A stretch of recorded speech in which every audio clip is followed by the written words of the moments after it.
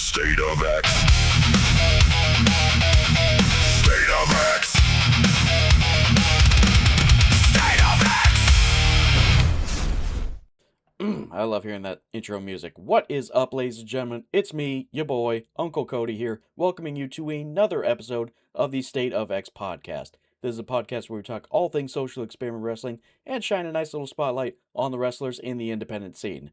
And I am just absolutely pleased as punch for my guest this week. But before we get into the interviews with the guests, got a little bit of housekeeping to do. Once again, if you aren't paying attention, and you should be, we have our ballpark beatdown coming up July 31st in Waterloo. Make sure you come to that. And if you've gotten your QR code at the previous show in Cedar Rapids and you get your secondary code at the Waterloo show, you will get an exclusive State of X baseball cap. You do not want to miss out on getting that. That is all the shows we've got coming up recently before. We've got a few podcasts before the next couple of shows. But, of course, if you want to keep up to date on all of the upcoming shows, make sure you follow Social Experiment Wrestling on all of our various social media sites. Once again, we never really ask you to, we ask you to subscribe, but we don't ask you to, pay for some Patreon to get some exclusive deal or some interview that you wouldn't see. No, everything you see is everything that we're willing to put out.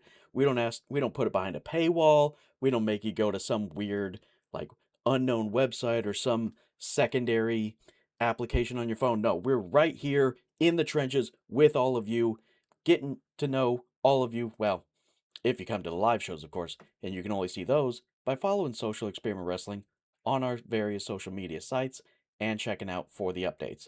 And if you want to see me out on the road, that would be wonderful of you, and I'd love you so much. You can check me out on all my various social media sites at Tiano Comedy. Check those out. Give me a follow. Hit subscribe on this video. Hit like on this video, just so we know that you're enjoying the content we're putting out. And I am talking way too much. You're here for the interviews. Let's get into the show.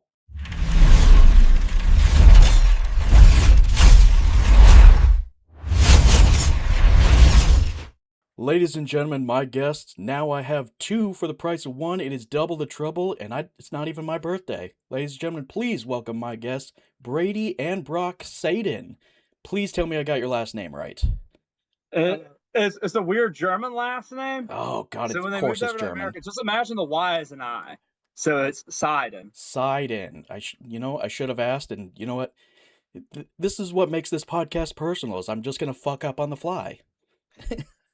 So, thank you guys so much, both of you, having me. I appreciate you guys taking the time out to sit here and chit-chat with me. So, we've got Brock over here. For those that don't know, I had to double-check myself before we started the podcast. In the black shirt, we've got Brock Seyden, and in the white, we've got Brady Seyden. So, Hold on. Gentlemen, you're both from... Are you guys originally from Georgia? Yes. We're fourth-generation Tybenians. From Tybee Island, Georgia. I was over in the Tybee Islands. It was a long-ass time ago. I was about this close to living in Savannah, Georgia. So just right up the road. It was friendly neighbors. It's the friendly South where you just waving by everybody. Yeah, absolutely. Yeah, Savannah's 30 minutes outside of where we live. We're basically Savannah. When people ask us where we live, it's Savannah. That's pretty much the same here with Iowa. You just got to pick the closest town and just go, it's the closest big town, and go, yeah, it's near that. What would have brought you to Savannah? Why were you thinking about moving to Savannah? It was my first wife. We were considering moving to Georgia, and then right as we were literally this close. We had moved there, or took a vacation there for about a week. We were talking with a realtor, looked at houses, and then on the drive back is when we ended up splitting up and deciding that it wasn't going to work. And then after things got finalized, I was actually still going you know what? I love Georgia so much, and I was going to move, but it was that same year when I was getting ready to move in October, Hurricane Matthew hit.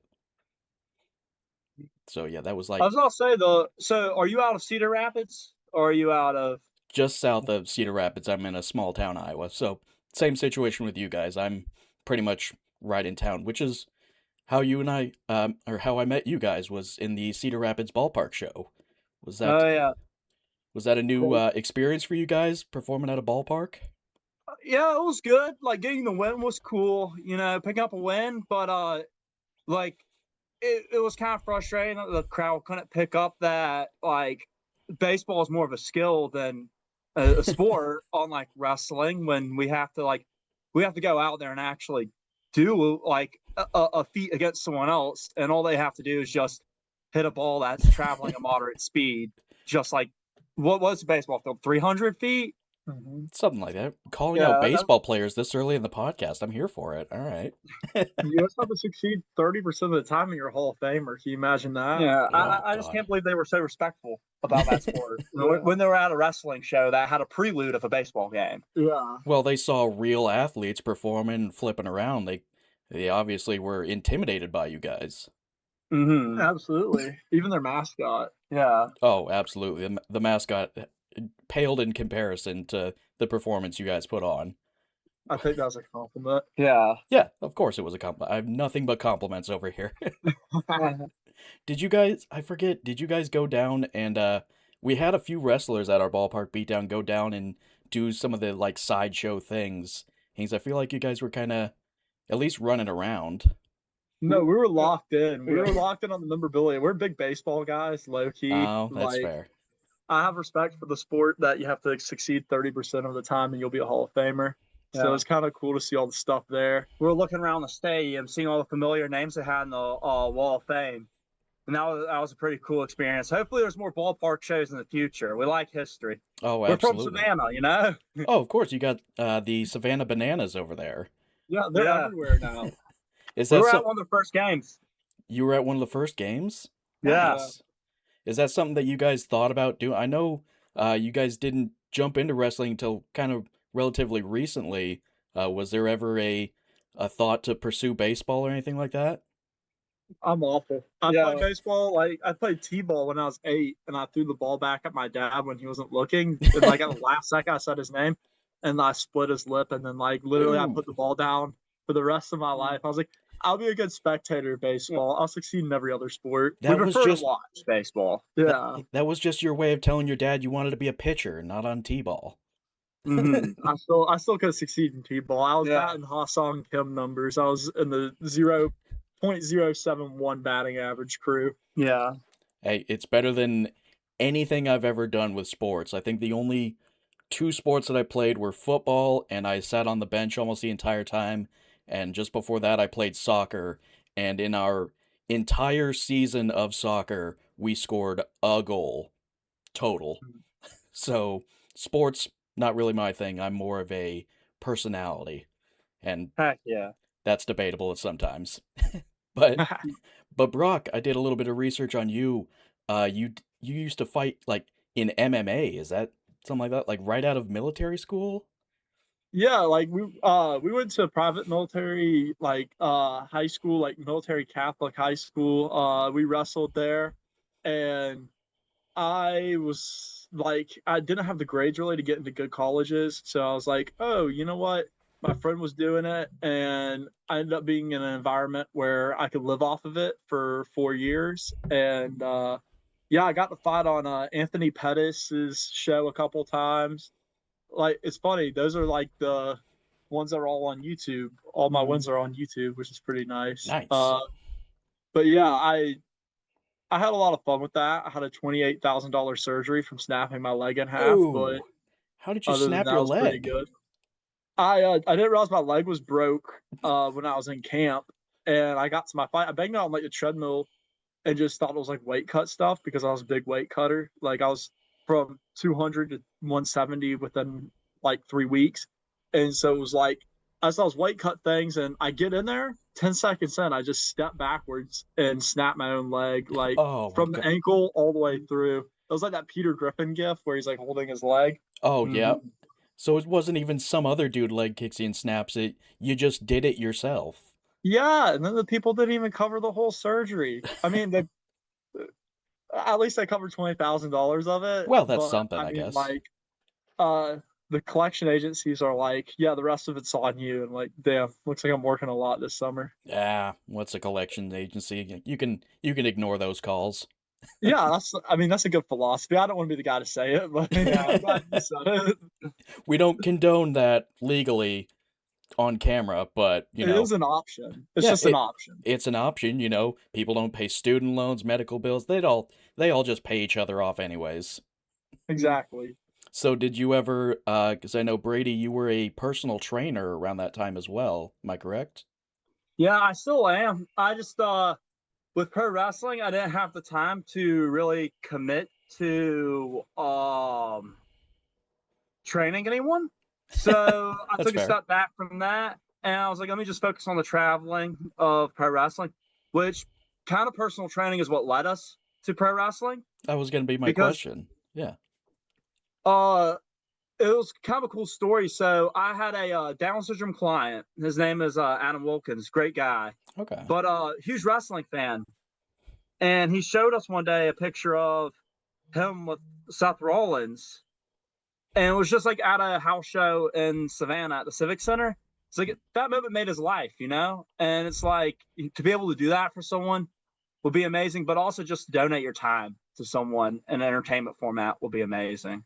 Oh yeah. So the personal training and seeing that connection with pro wrestling, was it you that had to convince Brock to go into pro wrestling, or was it kind of like a mutual, like you were both thinking about it? Well, it was kind of weird. The first time it happened, I was still in college, and we went down to Pompano on my spring break. Okay. I was only a credit shy, or a few credits shy of graduating. Still am. Don't know if I'm Okay. ever going to go back and finish it, Still but time, baby. Still time. hopefully.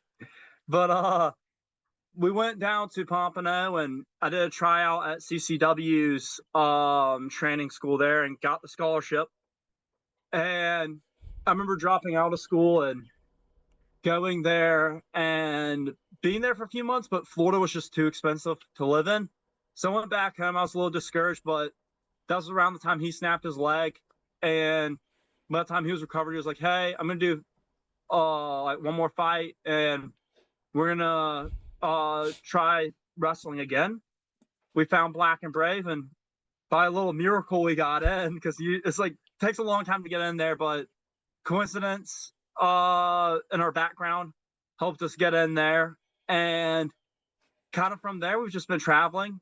After that, we trained with Jonathan Gresham and Simon Gotch, and we've been Okay. training at Catch Point in Philly on and off Yeah. since graduating Black and Brave. Friend of the show, Simon Gotch, of course. Legend, legend, Legend. Shout out certified to him. legend. So, was there ever a moment where you were like, turned like, hey, took your personal training and tried to help Brock out, or did you just leave that to the professionals, or maybe just Brock didn't trust you at all with his recovery? Mm. I don't know. Like I was the funny thing is like when I was in camp for fights, I would Mhm. watch a lot of MMA. Like I was a big film guy, but like I would watch a lot of Funaki and guys like that. Okay. And I remember I was even for my first fight when I was cutting weight, I was watching wrestling film. Like all these guys are sitting up there cutting weight. I'm sitting up there watching wrestling matches in a hot tub, like enjoying life. It made fighting a lot more it made weight cuts for fighting, especially those last couple of days, so much more bearable. Oh, I Uh bet. yeah. Crazy stories with that, man. So you Crazy, basically crazy stories with those. used a hot tub as like a steam room, basically. It was like between like so my first fight we actually stayed in like a I mean, I'm sorry, I don't know any other way how to describe these kind of hotels. A crack hotel. We Oh, stayed in okay. A a no-tell wonderful crack motel. hotel. A roach motel, Yeah. and we found some paraphernalia inside the hotel, Okay. threw it away. I got in the tub and like basically bounced back and forth from the tub all night, but they put us beside the boiler room, and I got all my weight cut. It was like 12 pounds. Got all of it cut. Was completely sucked out dry. Couldn't even sweat anymore.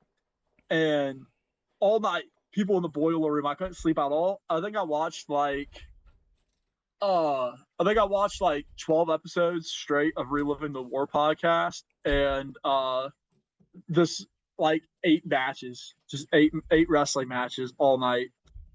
So you found paraphernalia in the hotel, and your next instinct was, I'm gonna go ahead and get in the tub. Well, I had shorts on. And Oh, so it makes it all better.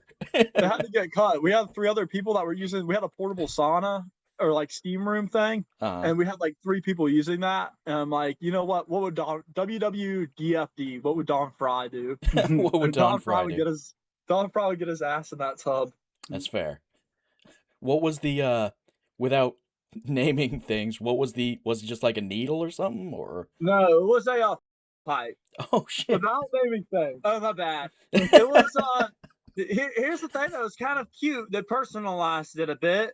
Yeah. I have a video of it on my phone somewhere, but it was personalized. It was a little cute. Somebody put their name on their pipe? No, they put a little ceramic ducky on it. Oh, a little ducky. Yeah.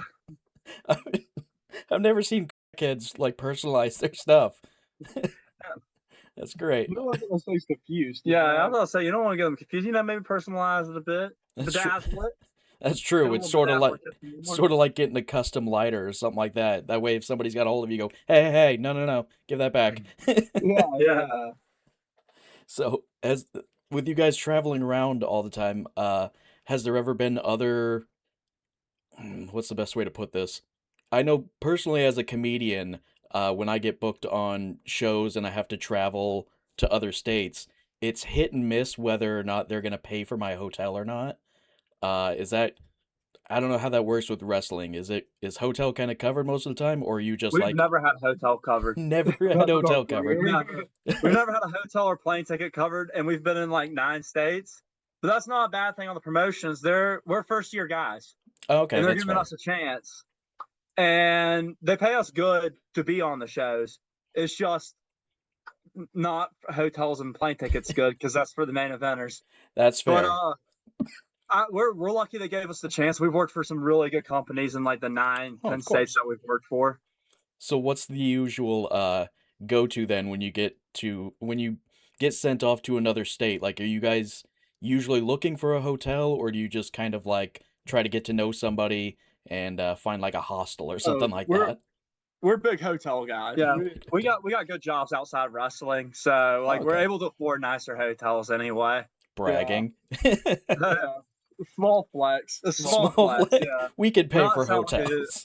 D-bag, but that's just like the thing too of like why we don't really like take hotel rooms to be paid for. That's fair. I mean, half the time I used to just sleep in my car. Like, we've done some car naps. Like, we're not balling that much. Yeah, of course.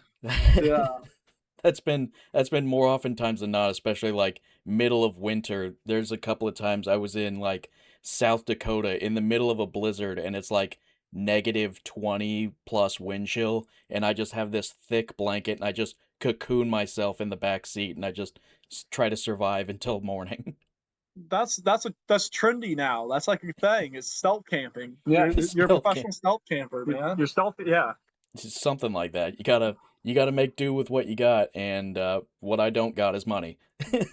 Despite how long have you been doing comedy for? Oh God, I've been doing comedy for 7 years now. Heck yeah! I did it. I started 9 days before my youngest daughter was born. Nice. Congrats, man. Congrats. My wife was thrilled when I told her, like, hey, I know you're pregnant and about ready to pop, but I'm gonna go ahead and go to an open mic. So. Heck yeah, that's number one flex you can always have in life is being a pops, man. Exactly. Yeah. Heck yeah. Got my 2 little ones, and they are way better at sports than I am. That's awesome, man. You guys got some siblings as well. I know you got like an older brother. Has he ever decided to jump into wrestling as well, or he got his own thing? Well, he's a pretty amazing dude. He's big into lifting. Okay. And like he's really strong. He could be a great pro wrestler. He just loves his job that he currently has in Georgia. But I think pro wrestling will mess with his lifting, and pro wrestling can't stop him from lifting. You know, he'll be like, I gotta do legs. You know. That's fair. It's easier to lift a barbell than it is a guy. So, I did notice one thing during my research. You guys, obviously, you're still figuring things out, I've noticed a couple of times you've gotten like a mask, like almost like a cloth thing. Like where's I'm getting No, one that's not nod and us. one shake. Oh, that's not you guys. That's definitely not the Seyden twins. I don't know who those two guys are Oh, that okay. pop up whenever we're scheduled for shows. Mm-hmm. Those two guys pop up, and they usually do like underhanded stuff. Yeah, they're Really? good guys. We're good. We're quality stand-up dudes. Oh, of Well, we're course. also athletes too, and those guys are just two crooks. Yeah, Two anybody could be a criminals. crook. It literally anybody could be a crook. You could be one of those two that we're talking about. Well, I'll let you Possibly. in on what they did one time, man. Okay. I'll tell you this, and this is between us that are on this podcast here. Of course. They strapped a to Sal Renaro. Really? Sal the Pal from NWA. They strapped a to him. No. Devious. At a show in Augusta, Georgia, yes. My goodness. They were able to sneak that in? Yeah, they got their sacks. One of them thought it'd be a good idea to go to VFW and scream, "I have a." Yeah. My God, these two And are just wild things. Yeah, I didn't think that was a great idea. We also went to another VFW and he tried to take somebody's cell phone. So I mean, yeah. Ne'er-do-wells. I mean, so the mask isn't even inspired. Like, I was thinking it was some sweet thing that those guys were maybe inspired by the Ninja Turtles and were doing a mask like that. Just Nope. terrible human beings. I would avoid those guys at all costs. Yeah. They have a bad rap in the industry too. Horrible. All right. Well, I will be sure to keep an eye out for them. And they're not allowed on the podcast, but you guys are. Absolutely. Yeah, for sure. We got major heat with those guys. Okay. Yeah. Well, I apologize for bringing up some bad blood between you guys, but I had to ask. Mm-hmm. So, now, I've seen a couple of tattoos, like the A tattoo, but there was one that I was curious about. I believe it's on Brady. I don't know who has the invincible tattoo on their ribs. Oh, that's me. Brock has it. So I knew I was gonna get you guys mixed up, not only with names but tattoos as well. So is that inspired by the cartoon Invincible or like the comics Invincible, or is that just? I got it before the show was even released. I got it from the comics. We're big Image Comics guys. Okay.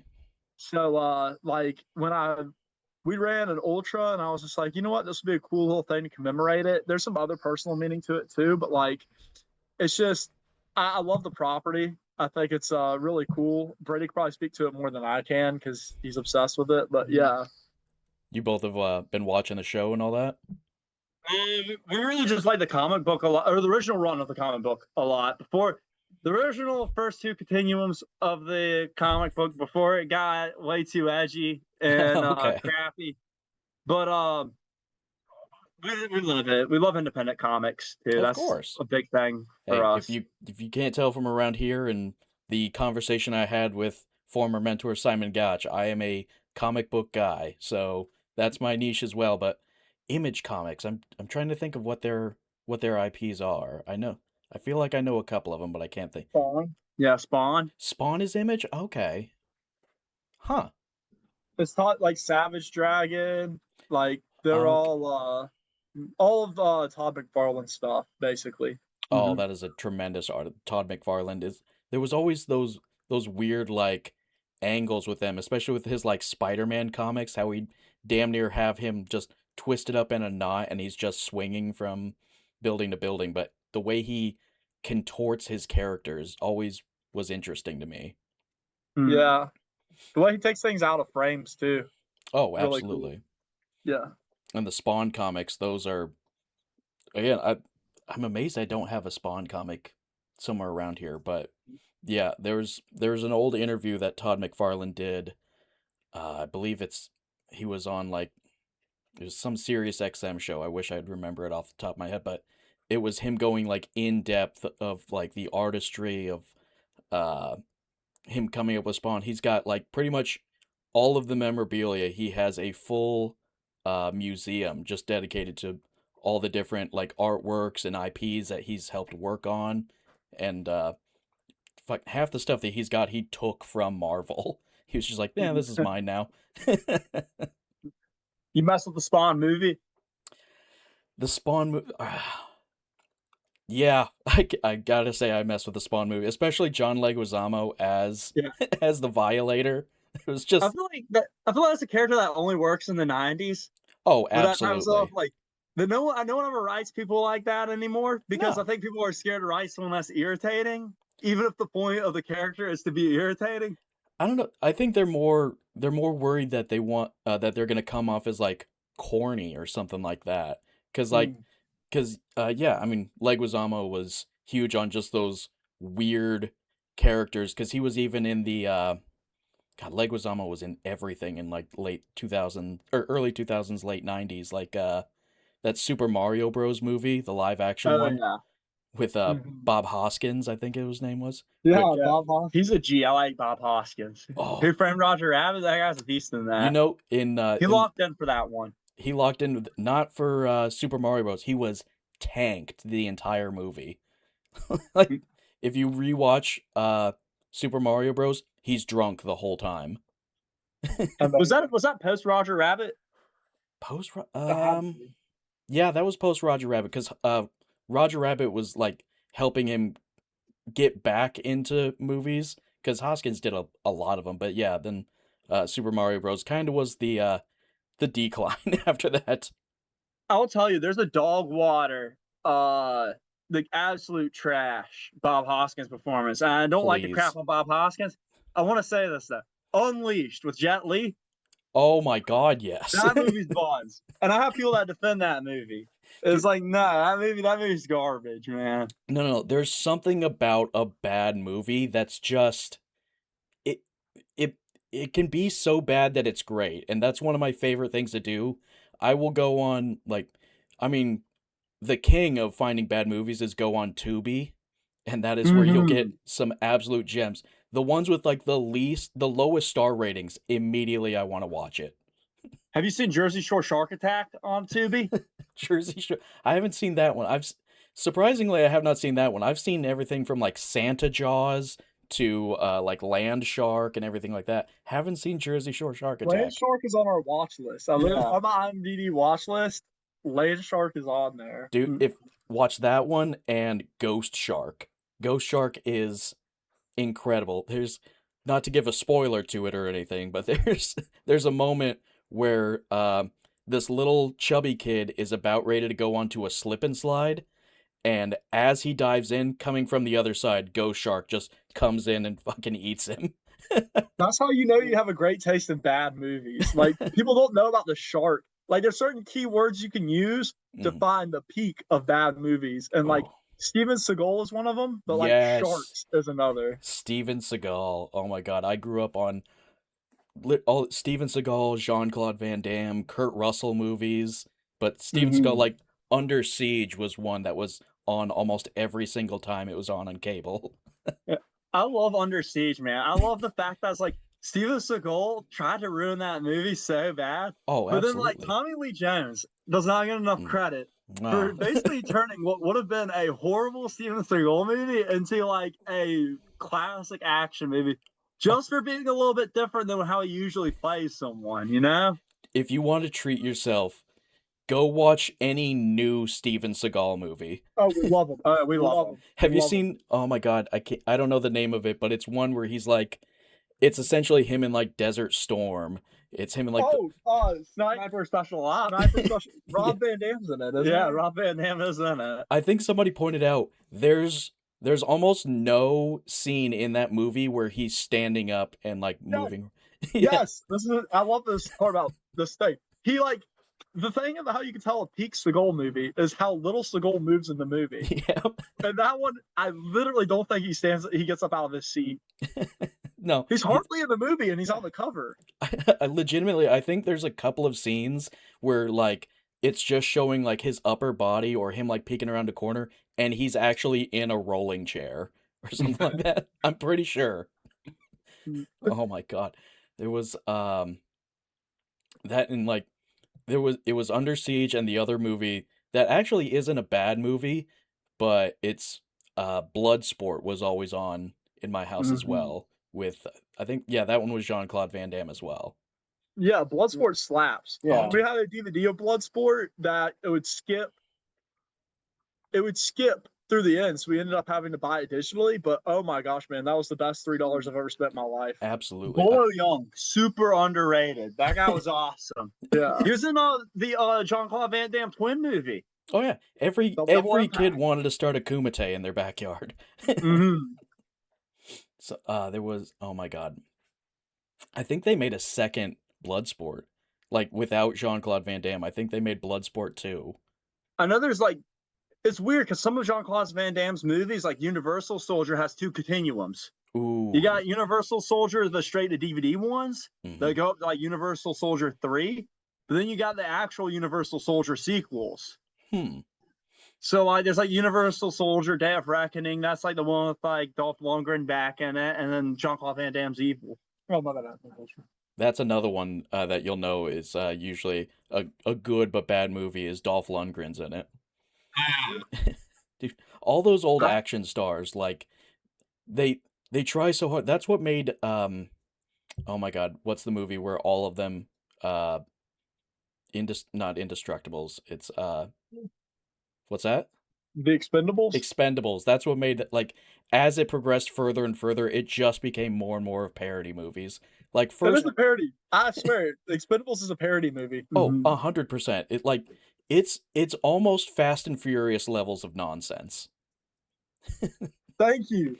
Thank you. Like, I think I saw a clip recently. I don't know which Fast and Furious movie it was.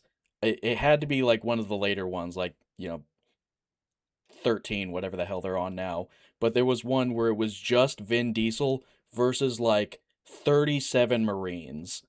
I just saw that on my feed today. You just I saw that on my feed today. Yeah, where he's like in a bunker and he's like trying to protect Michelle Rodriguez, like closes the door and he just jumps down and he's muscling every single one of them, like picking up a grown-ass man and just hucking him 20 feet. Or there's one where they're like holding his arms and he just kicks a guy literally across the room. Here's my thing about the whole entire thing, though. Yeah. You see what they started as. Like, oh, yeah. They were guys who robbed 18-wheelers. It's like, can you imagine if our U.S. government was like, okay, we have a international threat. We have the Marine Corps. We have whoever we could choose. We're going to choose guys who robbed semi-trucks that do drag racing. Do you remember what they were trying to steal in the first one? It was like VCRs. Yeah, like VCRs. It was TV VCR combos. That was the big score. That was what's going to make them their money, was TV VCR combos. Which, granted, had as well, and those were an absolute gem. But, oh my god. It's such a time capsule of American culture, though. Oh, and it's 100%. crazy to see that, like, stylistically, everything's going back to that. Mm-hmm. And, like, it's like, do you see it in Savannah a lot? Like, with how, like, people dress and stuff, like 2000s fashions, a lot of back in style, and it's like, Savannah has wiggers? I didn't know that was a thing. Used to been one, man. Oh my god, it's got to be way too hot to be wearing that many layers. Like, people find a way. Well, like, here's the thing, man. In the South, we don't really care about the heat. Like, it's about cooling your body, That's fair. Whereas, like, if you can wear layers, like, there's people that wear hoodies. I wear a hoodie in the summertime. I'm just like, I know that if I have, like, my water near me or something, or, like, mentally I can tell myself it's cold, we'll just go through the day and gangster it out. Well, you're also skinny. I've got extra layers, not just clothing. There's no weather that's too hot to wear Jinkos. Yeah, that's true. Oh my god, Jankos. Throw on some soap shoes and put on the Jinkos and grind down some rails, man. Grind down some rails. Dude, I never could afford, but I still, for some reason, carried just a FUBU tag with me. Never had FUBU clothes, but just had the tag. Like, oh yeah, of course I have never actually had any clothes. You're a child of the 90s? Oh yeah, I was born in 93. Heck yeah, man. Yep, so I'm a little bit older than you guys, but no, granted, I should not be wearing FUBU, because that was for us, by us, and I was not the us. So let's get back to the wrestling a little bit. As much as I would love to talk about movies, and we're probably going to end up talking about it again, but like, where were the inspirations from this? Like, were you guys big WWE Kids, like, did you watch that at all, or were you more focused? Like, I know you said you loved watching wrestling tapes, but where was Our your mom was a big wrestling fan. really? Our dad didn't really ever watch it besides the Attitude Era. He was more NFL and MLB, but our mom, she's from Glenville, Georgia, so like Okay. Ric Flair and Ricky Steamboat used to come in there and used to make their day. Barry Windham. Our mom, big Barry Windham fan. Big Barry Windham crush. Oh yeah. I'm sure Ric Flair would have been excited to know that your mom was a fan of him. I was about to say it's cool to see though the impact that all those guys had on the country towns. So like growing up, our mom would show us a lot of what's it called, territory film, but also it's crazy. We didn't grow up really watching that much WWE. We're big TNA kids. Okay. Even though we're not big TNA adults now in terms of like just stuff to rewatch. Right. But Spike TV was always on. Yes. Watching some Impact Okay. back in the day. God, Spike TV, where did the times go? That was, Mm-hmm. I think Spike TV even had like the Man Show, wasn't that on there with Yeah. them? Oh yeah, we've watched all the Man Show. Yeah, when Jimmy Kimmel was like on top of the world, him and Oh, yeah. Adam Carolla were killing it. I loved them, and even still, I was a fan of like Doug Stanhope when he was doing it as well. I stole the Hall of Fame from them. Really? I do a Hall of Fame on my Instagram story, and it's stolen from the Man Show Hall of Fame. Okay. You also have girls jumping on trampolines?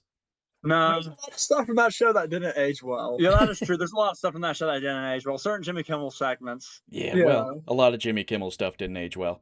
Yeah, you probably found them on YouTube. I know we found them before, and it's like, oh man, this guy's still on TV. I don't even know. You might be able to find his blackface on YouTube as well. That's course- a thing that exists. Oh, 100% it exists. Like, I'm pretty sure, like, at least 50% of the late night hosts have done blackface at one point. So, Yeah. that and the other big one that I used to watch was, and I wish I could find the DVDs for it, was MXC. Do you guys remember that at Was all? that the game show? That was the game show where it was like, Okay, that's not they the took Amazon like a- Prime Now thing. they took like Japanese Wipeout and then like two dudes just dubbed their voices over it. That was a big genre back then. Oh, Yeah. I mean, that was what Power Rangers was. Really? Power Rangers, in all of the scenes in the original Mighty Morphin Power Rangers, if it's them with the helmets on, that's actually a Japanese TV show, and then they just kind of inserted their own stuff and had like the kids going to school and all that. But all the action scenes of them in full uniform was a completely different show.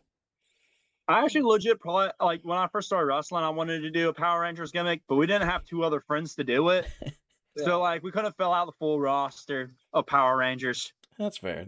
I mean, you could still have Power Rangers. There's no set number of Rangers. Well, I feel like it would look bad if it was just two Rangers, though. That's true. There's You not can't ma- really combine to make anything.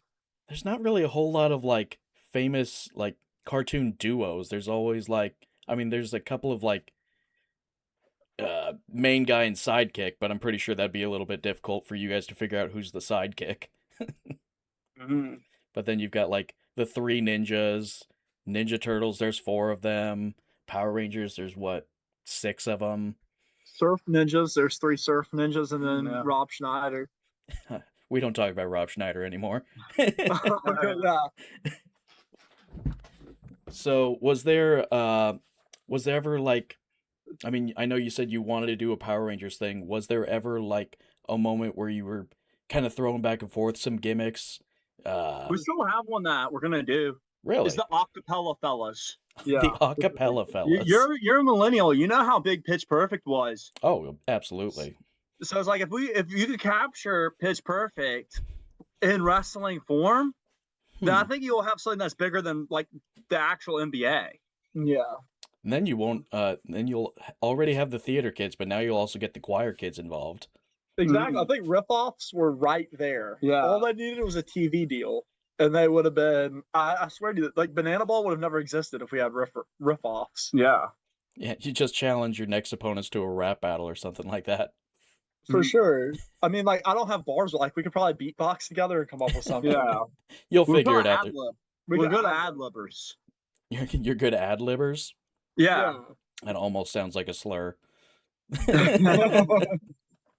So, do you guys still like? I know you, like you said, you travel a whole lot. Do you still have your folks kind of showing up to shows? Like, is there a lot of wrestling in Georgia? Or Yeah, we just don't really like doing a bunch of shows in state because we already have our in state fanfare, and like Georgia's great. Georgia, you got like so much great talent that fills out kind of the Georgia shows and storylines. We have a few shows that we did that was a good piece of advice we were given was do 2 or 3 shows in your home state.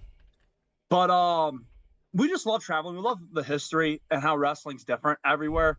It's very different in Davenport than it is in the South, and it's very different in the South than it is in the North. And I think that's what prevents it.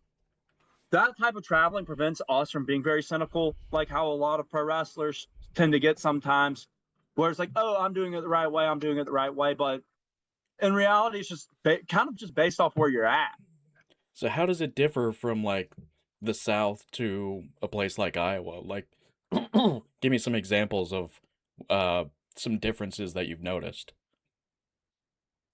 I Like, can definitely speak on that for sure. Like, Georgia, I think it's about like, and like this is it. Like I said, this is all a good thing. oh, So of I'm course. mentioning names. It has nothing to do with like shape. Like Billy Gunn's trained a lot of people in Georgia and QT Marshall, and it's like they're very big and tall guys. They're very big on owning the center of the ring. So like a lot of the guys from like One Fall and like all those places, like they're very TV guys. But like when you go to Davenport, people aren't, and I'm not saying anybody in the South is scared to do this, but like No, of course. people in Davenport aren't scared to wrestle on the edge of the thing, and they're not scared to go up and like they're not scared to do dives in rings I would or in venues I would never do a dive. They're also very good at working on the apron. Yeah. Like if it's like something like doing a move to the apron, they're very comfortable doing that. And it goes to on a different level of audience engagement, depending on like where you're at. Like with all like the history in the Midwest, you have to compete for attention because you have like stuff like the Ted Petty that will run for like hours on end, rather than a lot of the shows in the South are more abbreviated. Yeah, for sure. The run times of shows are very different. Okay. Northeast. Yeah, Northeast was a really cool area for sure to learn from. Because Boston, New England's different than Philly. Very Okay. different. Fair. So I know you said you don't do a whole lot of in-town shows. You keep those limited, but I did notice while doing my research, you guys are trying to set up some wrestling in Tybee. Oh yeah, for sure. What's the is it just like all of the shows have been like traveling, or is this just a matter like you want to do this yourself and set up a show just to like get locals involved? It's confirmed. Like it's confirmed happening. Okay. We have. It's kind of cool. We're getting an inauguration and kind of like a kind of like I want to find the appropriate, but like a thank you to all the people in our career. So we have a lot of people coming from the Midwest, from Iowa, from Missouri, people coming from Tennessee, from all different areas that we've wrestled. We're bringing them all down to Tybee to do the first ever wrestling show down here, and it's during a Pirates Fest. Like it's Nice. during a like Gasparilla, the Pirates Festival in Florida. It's Okay. our equivalent to that on Tybee. Yeah, there's 30,000 people that come to it too. So it's going to be a damn. lot of fans, kind of similar to the baseball game. Right. A lot of fans there. A lot of like Brock says, a thank you to people that have helped us out a lot. Okay, right on. That's awesome. So it's sort of one of those like Pirate Fest is going to be like the anchor, and you guys, for pun not intended, but like, and then at there is going to be a wrestling ring. So like while all festivities are going on, you've got a ring set up. Yeah. It's gonna be the Sunday, so it's a 3-day event. Okay. Saturday's the parade. Sunday is for music and events, and so music's always been the main event. Mhm.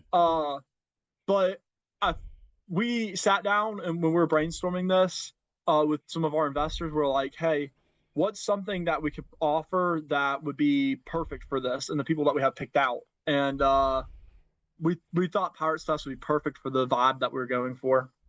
Okay. Nice. We only have a few minutes left here in the podcast, as much as I want to get back to talking about movies, but you guys are busy. You've got locals passing by, you being celebrities and all. Everybody wants to say hi to the Seyden twins. But just before we take off, we promoted Pirate Fest. We talked about the show coming up, but where can everybody else get eyes on your social medias, your upcoming matches? Hit me with all that. We'll start with whoever wants to start first. So my Instagram is Brady Seyden, BradySeyden _PT. Um, uh, our pro wrestling usually pops up on YouTube when it's around. We do some stuff that pops up on IWTV, but for the most part, it's on YouTube. Pro wrestling is something that we do, but it's not the only thing that we're working on. We got a lot of stuff outside of wrestling we're working on. A lot of just we're young men and we're going on this life journey. So, like, I think the goal we set was 20 things under 20. So, just a bunch of different stuff we have cooked up, and we're gonna keep pushing different things out there to show that you don't have to just be one thing in life. Nice. All right. Brock, what do you got? Yeah, my Instagram is Brock, BROCK _Seyden, SEYDEN. Like Brady said, we're not only pro wrestlers. My Instagram, his Instagram are for the human beings as well. Brock and Brady Seyden, the guys from Tybee Island. We've always been that. We'll always be the guys from Tybee Island, proudly. We're gonna be in next month. We're gonna be in Iowa, New Jersey, Maine. Let me think about where else we're gonna be. Georgia for sure. Florida. We're gonna be all over the place. So just keep an eye out on Instagram. Really, Facebook's good. That's just our first and last names as well. So yeah, Couple of road dogs. for sure. All right, well, guys, I really do appreciate you taking the time out of your day to sit down, talk with me. If you guys ever want to be back on the podcast, we will absolutely welcome you back, and we'll talk about bad movies all over again. Heck yeah, absolutely, man. All right, you guys have a good night. We'll do. Too.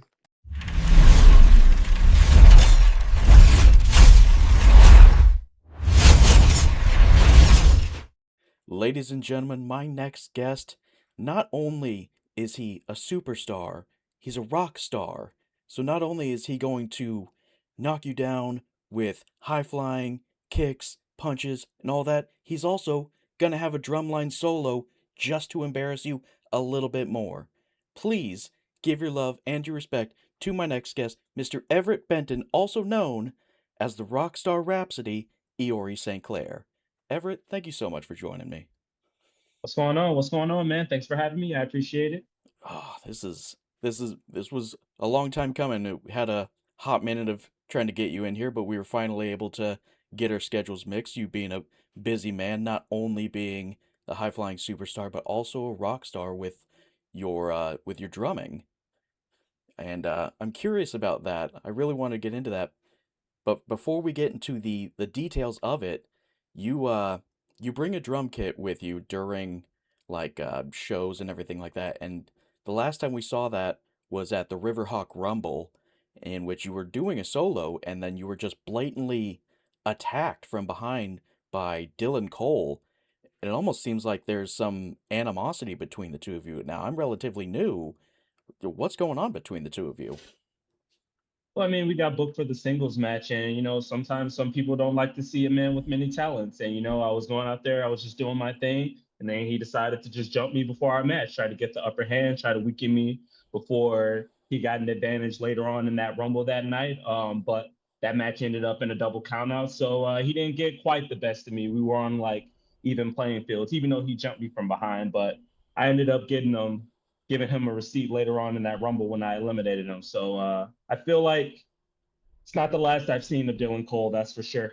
And it's certainly not the last time he's seen of you. You definitely got your get back. Excuse me, with that.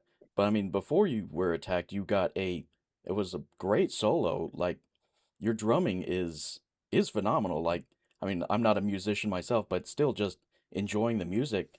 Were you originally like what kind of came first? Was it the music career or was it wrestling?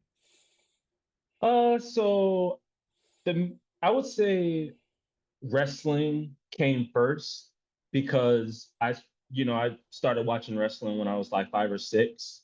That's like my earliest memory of it. But then I didn't start playing drums and getting into music until I was around like 12, 13, sixth grade. So this would have been around like 2005, 2006. And yeah, I just did the whole thing. I kind of went full stop into music. Doing like marching band, concert band, jazz band, started learning the drum kit. And then I realized in high school this is something that I really, really wanted to do music wise. So I just kind of stuck with that. I ended up going to college for music and then ended up getting in a touring band, which I've been in that band now for 7.5 years. But then uh, I would say around in college, I started thinking, about this wrestling thing because, you see people on TV like at the time, Seth Rollins in 2015, and I would say AJ Styles when he got to WWE in 2016. They were just really amazing during that time. And I don't know, something just kind of clicked in me where I was just like, what if I kind of did something? And I just kind of sat on that for a couple of years or whatever because the music thing was still going pretty heavy. And then in 2021, the stars just kind of aligned where I was taking a break from playing music off the road for a minute with the band, and I ended up finding Zawa Live, which is in the Midwest, mostly Illinois area. I ended up finding them, and then it just kind of all happened, and now it's like 4.5 years later, and here I am doing both. That's awesome. So, was there like a catalyst that almost got you to combine the two? Because I've seen a lot of your videos, and there's quite a few of the drum kit either being just outside the ring, or a couple of times you got it into the ring, which could not have been easy trying to get a full drum set into the middle of a wrestling ring. But what was the catalyst of combining those two? I don't know. I just like kind of looked at the landscape of wrestling and just realized that nobody has ever really done that. Nobody has ever been like, a trained drummer going through college and everything like that and brought it to, wrestling. Like, I mean, you see like, John Cena had the rap thing, or Chris Jericho has Fozzy. You see it, or Boogs with Shinsuke a couple of years ago with him playing the guitar when Shinsuke was going to Oh the yeah. ring. You see it in bits and pieces like that, but I don't know. I think you've never really seen a drummer really be like, banging drums and like bringing the drum set to shows and interacting with the drum kit, bringing it inside the ring. You never really see that often, and the same drummer doing the match too. And I don't know. I just thought I could bring that to the table and that would make me different from everybody else. It definitely separates you. Like yeah, while you were going through it, I was trying to think myself if I could think of any superstar. There's one, again, not a drummer. I thought at one point that he brought drums. It might have just been his music. Oh my God, what was it? Kofi Kingston? I think that had to be like early aughts. I think he was like Brazilian or Jamaican. I can't remember. Yeah, he was Jamaican, but I don't necessarily remember drums being involved. It might have just been his music. I could be remembering it incorrectly. But yeah, He, I was rolling through my he, head of if I could think of any drummers, and yeah, it separates you from all of them.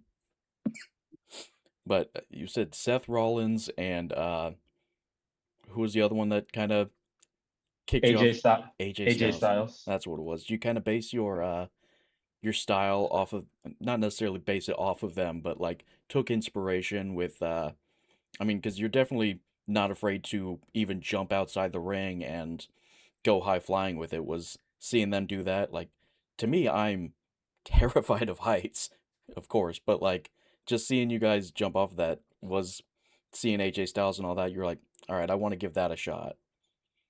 It was just kind of one of those things. Like I said, I've been watching wrestling all the way since I was 6 years old, and I'm also a video editor too. Like Oh, nice. I've been editing wrestling videos, not so much now, but I used to heavily edit wrestling music videos. I used to do my own matches with like the 2K games. All that stuff is still up if you go to my YouTube channel, which is Everett Wrestling Productions. If you want to if you want to check that out. Yeah. But I don't know. It was just one of those things where I was watching these guys, and these guys are just so confident in everything that they did. There's other people who I took inspiration from too, and out of the ring.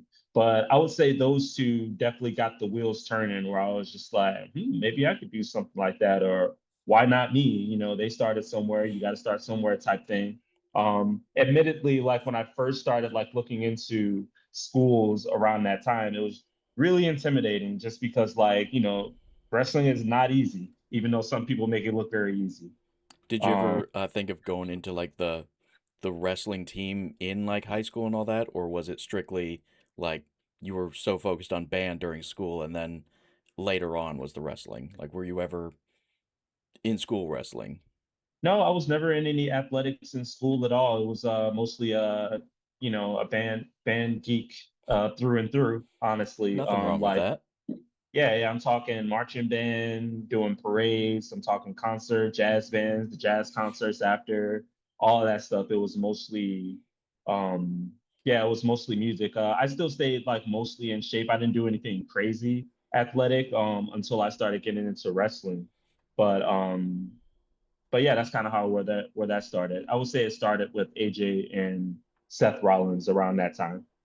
What about with when you were doing band throughout the years? Was it always strictly percussion that you focused on, or did you kind of move to other instruments and give other things a try, or was it just you always knew you wanted to be a drummer? I so the weird thing about drums is like in sixth grade, they just kind of put me in a band class. And funny story, a girl that I liked was playing drums. So I was just like, oh, let me give that a shot just so I can Tale as like old as get time. yeah, yeah, dude. Just so I can like get close to her and like kind of chat it up with her while also doing this thing. And I just kind of fell in love with it, you know? And I was pretty in love with music even at that age at what like 12, because growing up there's so much music in wrestling and like the WWE, that like old 2000s music, all those like rock bangers. They call it divorced dad rock now. But Nothing wrong with it. I love it. but yeah, a lot of that stuff inspired me too to like keep on doing with drums because I just love what the drummer brings to the table in music, you know. Oh yeah. Um, so uh, so yeah, that's kind of how I got started in music.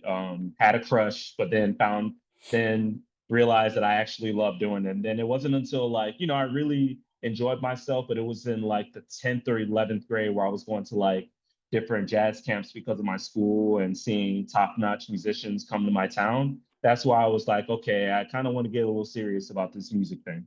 Did you ever actually did you ever impress your crush with your percussion skills?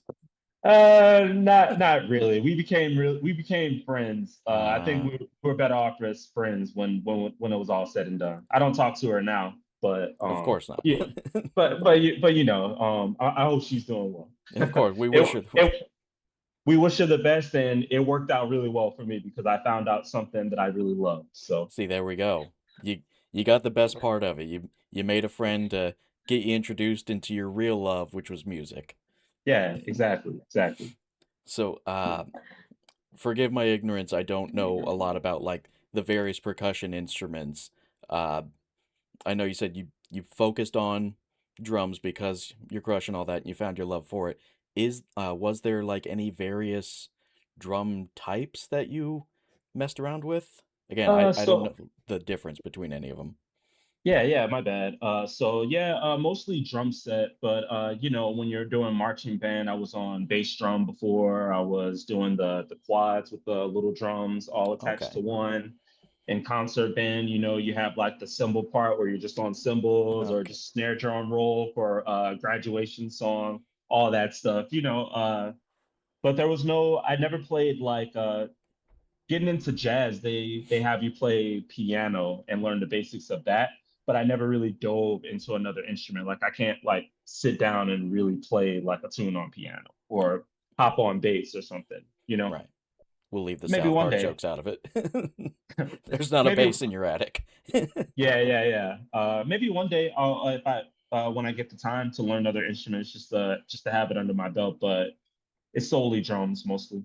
Okay, yeah, I didn't know if it was anything like with like woodwinds or brass instruments where like solely like you only play the piccolo, but no, with you it's, the different the drum lines, the drum kit and all that.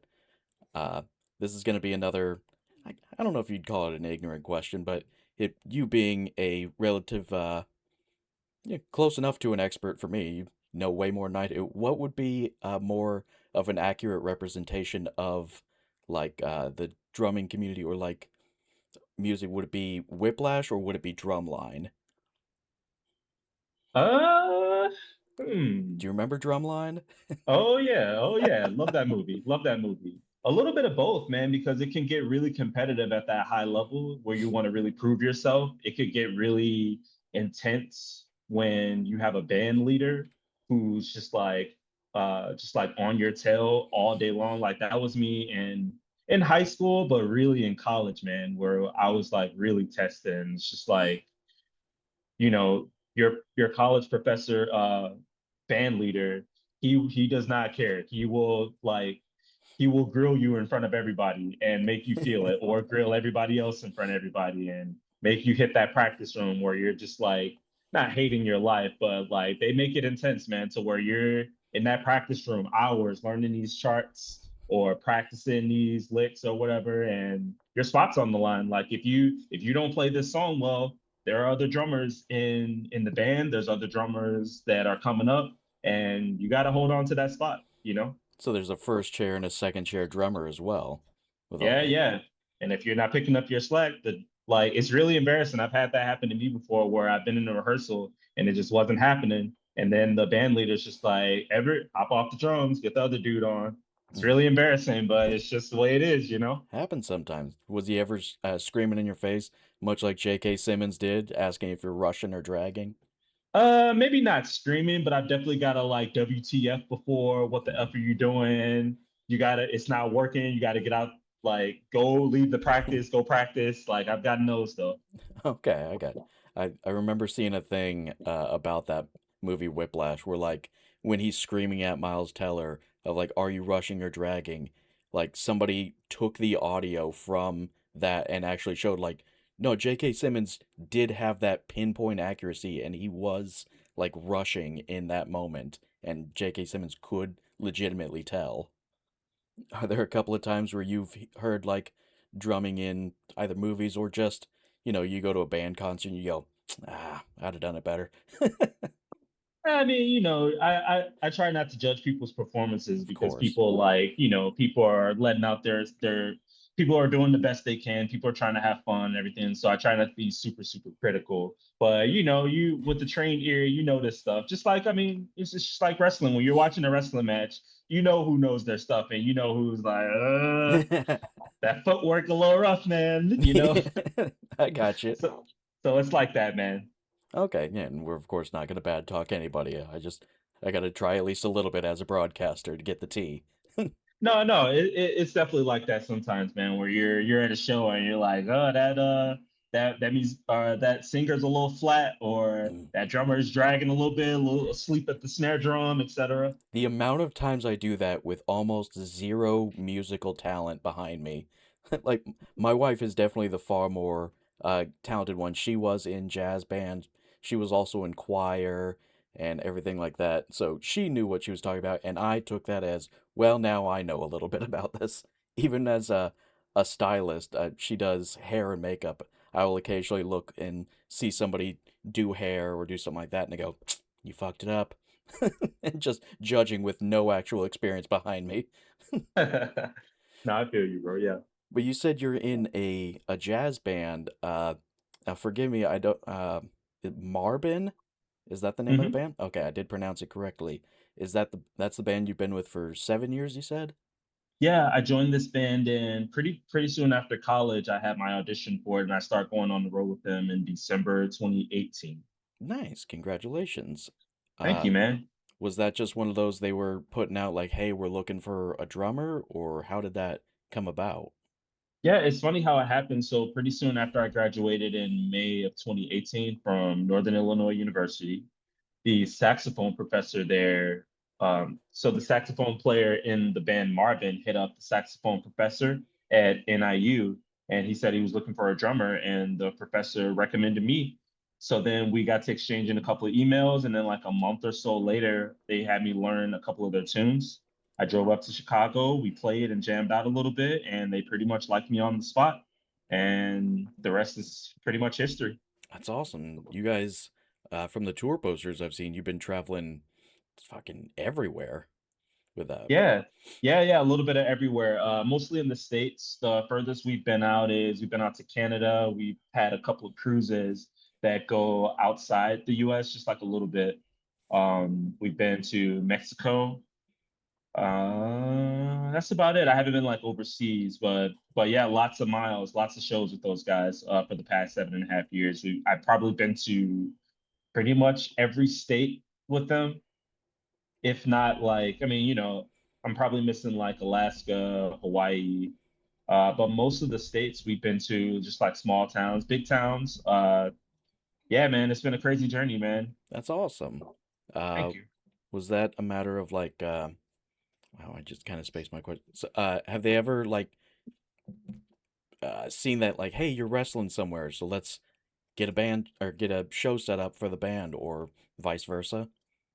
No, not necessarily. Maybe there have been a couple of times where like maybe a wrestling promotion that I've wrestled for may have been like, hey, what's like the going rate if they were to play at this thing, but it just never really worked out. Mostly mostly they've been kept separate. Sometimes I'll have like a wrestling show on a weekend and a drum show, just like back-to-back days or something, but they've never like really intertwined as far as like performances. I got you. Have your bandmates ever gone to at least watch you wrestle? No, actually, which isn't a bad thing. They're all the way in Chicago and they got Oh, like okay. families and stuff like that. So, I don't take offense Understandable. to it. Of course not. Uh, what's crazier with travel? Is it traveling with a band or traveling for wrestling? Hmm.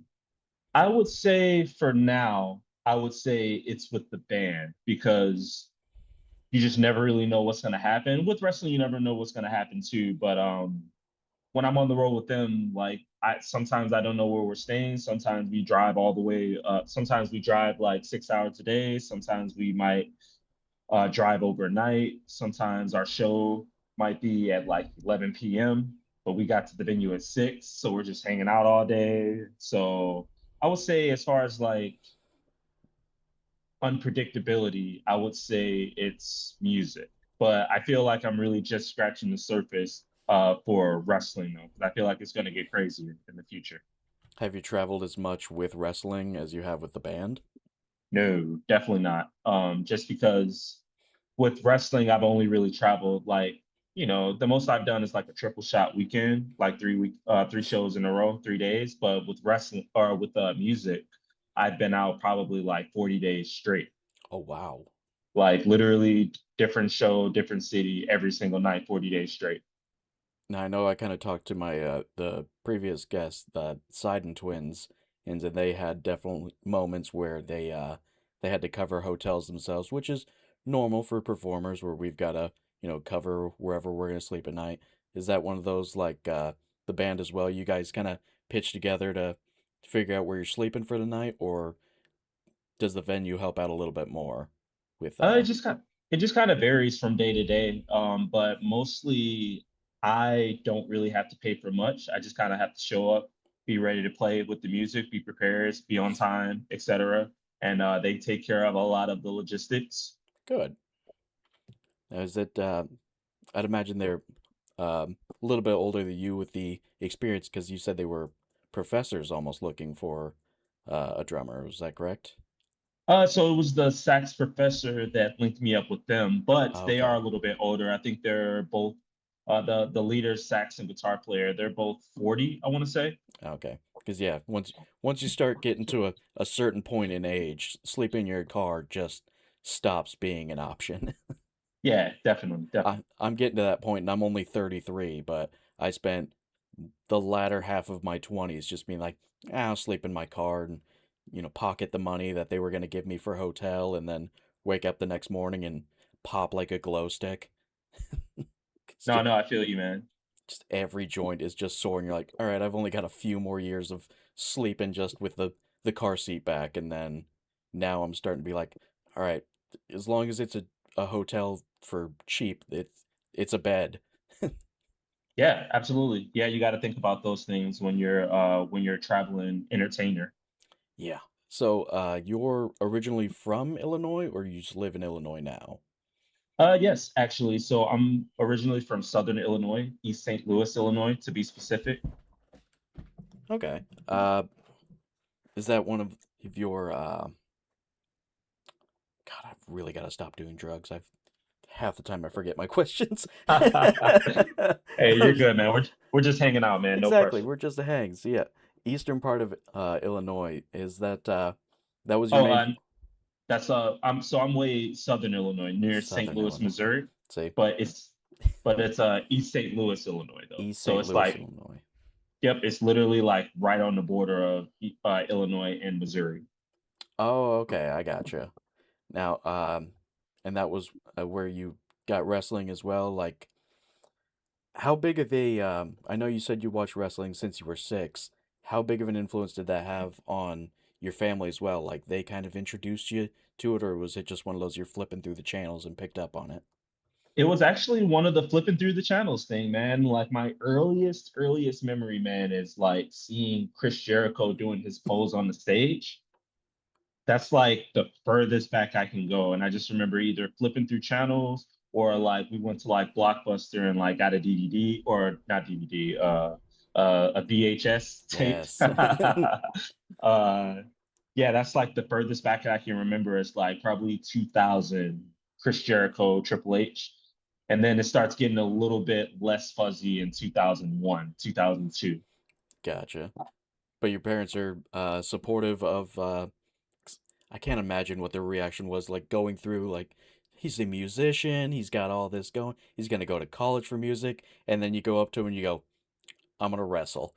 Like, what was their reaction to you telling your folks that not only are you like, because of course you probably prefaced it like, don't worry, I'm not quitting music, but how do they feel about you jumping into wrestling? So it was mixed reactions. My dad was pretty happy for me and just like, just go for it. You only get one life, yada yada yada. My mom was a little bit less enthused because she's just like, what if you get hurt? I ain't got time to be covering you for no medical bills if you randomly get hurt or something like that. A little skeptical. Like I remember one time I had a match, my second match in or something like that, and I remember telling her about it, and she was with a friend, and then I remember her saying, "Oh, he trying to do this wrestling thing," and I was like, "Trying to? I'm doing the thing, mother." They always downplay it. But that's okay because then 2 years later, she drove up to Zawa to see me defend the title, and people were cheering me and everything like that and everything. So she got to see in person, like, oh, okay, so he's serious about this thing, and he's like kind of good at it. So it's No, just one of those things where you got to prove yourself. it's no longer your little wrestling thing. It's Yeah. my son's a wrestler. Well, that's awesome that you had that moment of like, hey, like validation basically with your mom of like, no, like I am serious about this and I want to, you know, stick with music, but this is something that you're also passionate about. It's not just music. You're a man that can have more than one passion. I love that you had that moment for your mom, but was there ever a moment that did you ever actually get injured in wrestling and she had one of those fucking told you moments? So I have gotten a couple of minor injuries in wrestling. I didn't really tell her about it, just Of because course not. like it's just one of those things where tough it out. It's fine. We'll figure it out day by day. It was a couple of times. So the first time was like 6 weeks into training, and there was a little bit of wood exposed in the ring, and I was going for a sunset flip pin, and the back of my heel just smacked the wood. Mm. Sucked. I was limping for probably the next month, but I was okay. I could walk, I could play drums still. It just sucked. I finished training still the next month and I healed up and it was fine. It just sucked. It's just like a deep Um, bruise, or did you like actually cut it or something like that on that wood? no, just a real deep bruise. Mm. Really, like every time I walked and put weight on it, it hurt. But I was able to like when I got in the ring and adrenaline got going, I could get past it, but it sucked though. No, I can imagine. And the second time I was at Midwest Championship Wrestling in January 2024. It was a 6-man ladder match, and we were doing dives. And I did my dive, a couple other dudes did their dive, and then another guy comes in and does the cone hero dive all onto all of us. And I fall down and I just like bend my shin down or something like that on my foot. And I don't know what happened. And I was just limping. I finished the match because we went on for like another like 15 minutes or whatever, and it was fine. But it was another instance where I was limping for like the next 6 weeks. Oh. I feel like you grew up kind of relatively the same as me here, where it comes to like, even if you get injured, you really gotta convince your parents if you actually go to the doctor. Like, even if, like, cut down your hand or your hand's halfway hanging off, they'll sit there and look at it and you go, and we could probably throw an ace bandage over that. Yeah, My, dude. Oh, my, go ahead, my bad. I was just saying, my mom hated wasting good copay on me. Yeah, dude. Yeah, it's one of those things where like in the moment I was just like, okay, let me see how bad this is. Like I don't have another match for like a couple weeks. Let me see how I walk. Let me see how I am at work. And you limp through it and you figure out ways to get through it. And I'm okay. It's fine. No surgery was needed. I didn't need to do anything. It's fine. The amount of times we heard "quit crying, you're fine" growing up, that just sort of transferred over to adulthood. Yeah, dude. You just kind of got to tough it out and keep it moving, man. Keep it going. Dude, I fell off a truck going 35. I was in high school, and my friends were getting ready to drive to like go get lunch or something like that. And me being an idiot, jumped on like the tailgate of his truck and was just bouncing up and down on the bumper. And he decided to floor it. And in my head, I didn't think, oh, I should hang on. My head goes, I can jump off now. And I got a good 2, maybe 3 steps in, and then I'm like, that concrete's coming up quick. And just, I didn't break anything somehow, but I landed on my hand trying to catch myself, twisted it, and skid a decent amount of feet. And it was just one of those, they're like, we gotta go to the doctor. And I'm like, just put a brace on my hand. I think I went to Walmart and bought a little hand brace that just kept my hand straight. And I was like, I'm good. Still No, tried I to feel you, man. still played football with just that huge, like, I don't know why they decide to do that. Every, like, with wrist guards, there's a big metal bump uh that kind of takes that off. And I was a safety in football for the 1 year that I barely played, and was sitting there trying to catch a football with a damn hand brace on. I got you. But our Hey corner man, had full cast, so hey man, you just had that mentality. We got stuff to do, man. We got places to go. we got things to do, and also I can't afford medical bills. Yeah. So, growing up in did you have brothers and sisters growing up, or are you an only child? I do. I do. I live with one of them, but I have other siblings as well. How many siblings you got? I'm one of 4, so On my mom's side, just the one. On my dad's side, it's alarming how long you have to pause and count. five. Five. So 6 total. Yes. Okay. A few more. Good mixture of like half brothers, half sisters, or Yeah, all have siblings. oh, I meant like 3 brothers, 3 sisters, or something like that. Oh, 3 brothers, 2 are twins, and 3 sisters. And you got twin brothers? Oh, that is. Yes. I feel for your parents. Did did they ever try getting involved with like wrestling or with music, or do they kind of have their No. own interests? Yeah, they just kind of all have their own interests. I really was the only person in like my family that liked wrestling. Like I had a couple of cousins that were into it when I was younger, but it was just like when we played like the video games or something like that. I was the only person who's just like keeping up with the news, going on the sites, reading the dirt sheets and everything. Like nobody in my family's doing that. And yeah, nobody on my dad's side either. I'm pretty much the loner in the family when it comes to the wrestling thing for sure. And the music thing. Like my little sister is a DJ. Um, but other than that, yeah, I'm pretty much the only musician and wrestler and really performer really in the family. Nobody else tried to steal the limelight. So does that like, where do you sit in the hierarchy of siblings? Are you one of the older ones, or? I think I'm like nicely in the middle. So I'm 32, and my siblings are no more than like 3 years older than me, Okay, or my younger siblings are no younger than like I would say 5 years. My little sister's I think like 25. I would say. gotcha. That would explain why you want to be a performer, though, being the middle child. You just two the older siblings are always trying to outshine the younger siblings, and the younger siblings are always star of the show. So the middle child's got to do everything they can to outshine. Hey, maybe there is something like that going on, like subconsciously, you know? There's something to that. Although I'm the youngest of four, so there's Okay, nice. there's also something there. But the one brother just above me is 2 years older, and then the rest are 10 and 12 years older than me from my dad's first marriage.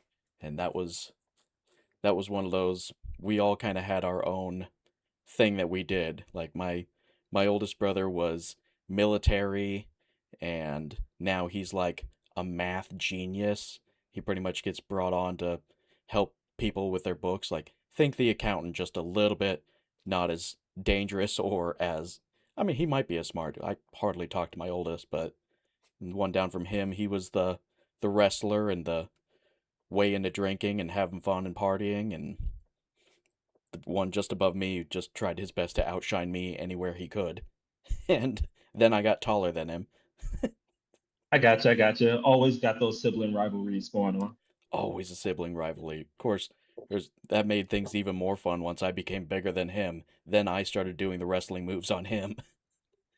Was that ever a moment where you, like, despite your siblings not being interested in wrestling, you still practiced a little bit on the younger ones?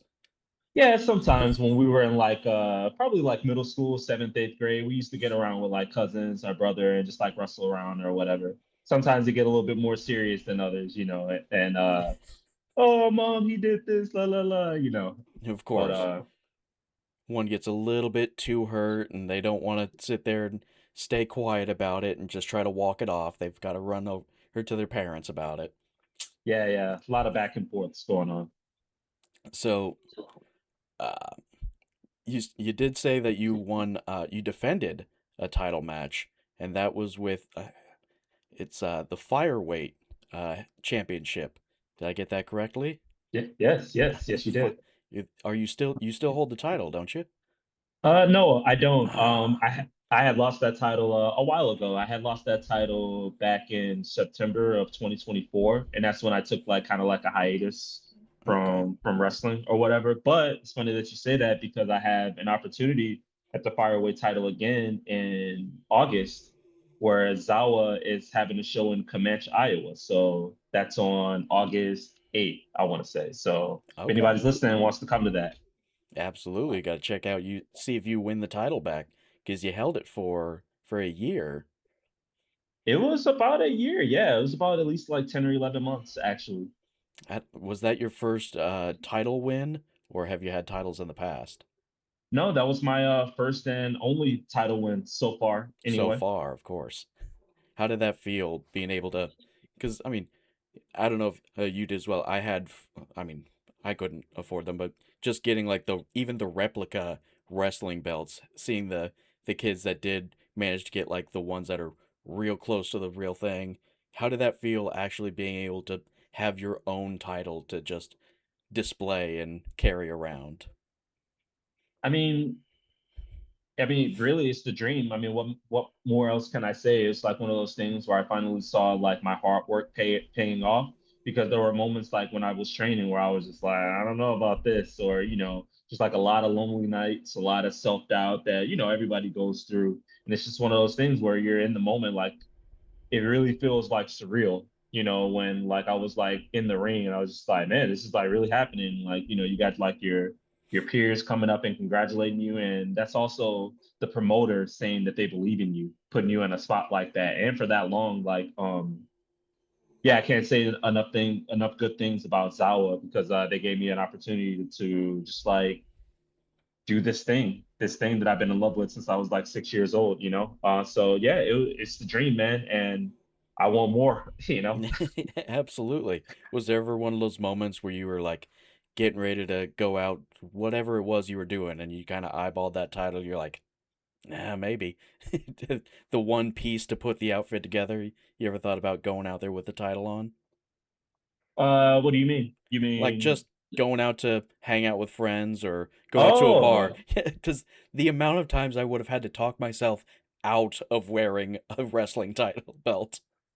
yeah, no. Sometimes, yeah, I definitely had that thought a lot of times where I just want to go out, just have the belt on my shoulder or whatever. Or like, this might sound funny, but I'd be at home and like if I go in like another room, like let's say like I'm going into my music room, I bring the title in the music room and have it in my eyesight while I'm practicing drums, Of course. Not only is it Just inspiration, it's also just in case somebody comes in the house. You're like, I got to protect my precious cargo. yeah, the second part, yes, but definitely that first part of just like always trying to keep that on the brain, trying to keep what I'm working for, what I'm working towards, or what I'm trying to hold down on the brain. You know what I'm saying? The amount of times my wife would have had to tell me, no, we're not taking the wrestling title out with us. I would embarrass my children the amount of times I'd be like, no, come on, it puts the outfit together. Yeah, no, I totally feel that. I have actually brought the wrestling belt though. I brought it on a tour one time actually, and we were on a cruise, and I took some shots, some really good shots with it. I cut a promo for a match that I had, and we were just like on this kind of beach kind of scenery or whatever, and I cut a promo like on this little touristy island for my match coming up. So that felt really good. I felt kind of big time doing that. Absolutely. You get the. Was it like a full on, like a cruise ship? Like, Oh yeah, yeah. Well, I got off the cruise ship. The cruise ship is in the background of the promo, and yeah, I just cut the promo about the title match that I had like a week later. There's people playing, kids in the pool, and all that stuff, and I'm just here with my hair up and shirt off, and got this title belt, recording a promo. It was great. what was that like with, as somebody that is terrified of the ocean, you will not catch my ass on a cruise ship. Was there was there a moment, like, I don't know how you feel about being out in open water. I mean, you willingly went on the cruise, but was that your first time doing that? No, I've been on about 8 or 9 of them at this point because of the band. And Okay. the first time I went out, I was a little nervous, but I wasn't too nervous. I mean, you just got to be careful. You can't get like too wasted or something and be like, oh, or Next thing you know, you're Natalie Holloway. you know what I'm saying? But there was some seasickness that I've gotten like a couple of times, but not that was just like the first time I want to say. But other than that, it's a pretty great time, man, actually being on those cruises. And like, if you're like me and didn't get like internet, you're like secluded from the outside world in a way. So you just like focus on yourself, focus on the people around you, and focus on your work or whatever. It's nice. It's nice. You didn't run into any of those upside down pineapples on the doors, did you? No, I did It not. wasn't that kind of cruise. All right, just making sure, because I've heard stories from, like, there's always at least a few comedians that, like, that's the goal, is to be a cruise ship comedian, because they pay decent from what I hear, but also there's always a rule when it comes to performers on a cruise ship. You're not allowed to, like, mingle with the the people on the boat.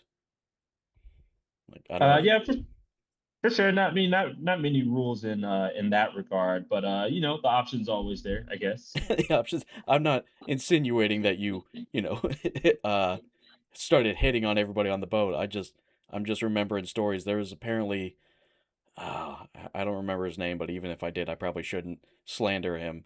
Uh, there was a comedian that had to be helicoptered off of a cruise ship because he was hooking up with somebody on the boat.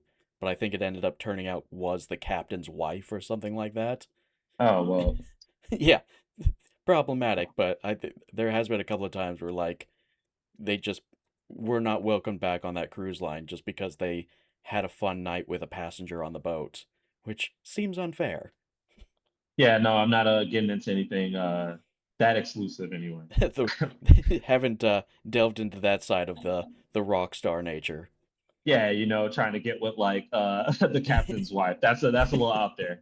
Let's wait till the band picks up a little bit more, gets a few more thousand followers, then you'll Yeah. start testing the waters. Well, I'm not trying to get that messy too. It's just like there are other fish in the sea than like, the dudes who's driving the boat. Yeah, that's true. You don't want the Fine. man that literally has your life in his hands pissed off at Yeah. you. Who knows? That might have been why the Titanic went down. Hey.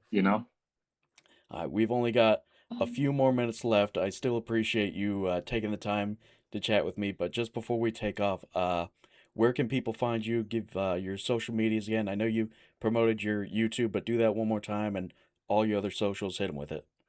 Yeah, so I'm on pretty much everything. So Everette Benton, my shoot name.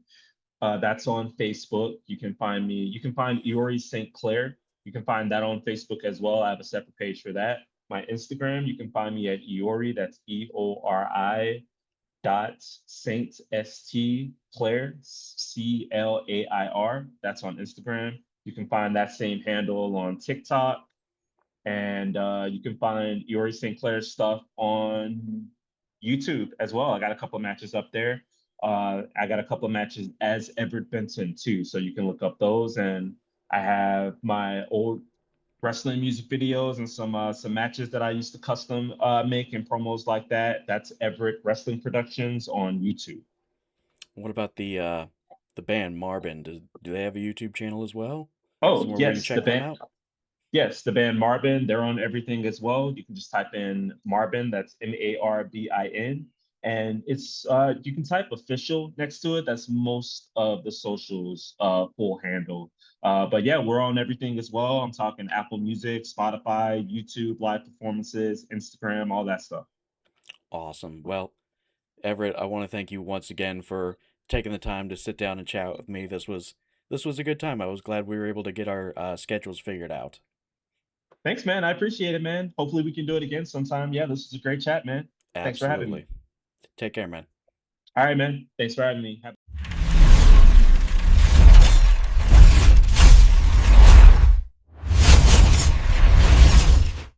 And that is going to do it for another episode of the State of X podcast. I want to thank my guests, Everette Benton, aka Eori St. Clair, and of course Brock and Brady Seyden, for just sitting down and chit-chatting with me for a little while. And most importantly, I want to thank you for sitting here and watching this episode. If you haven't already, make sure to hit that like button so then I know you're enjoying this content.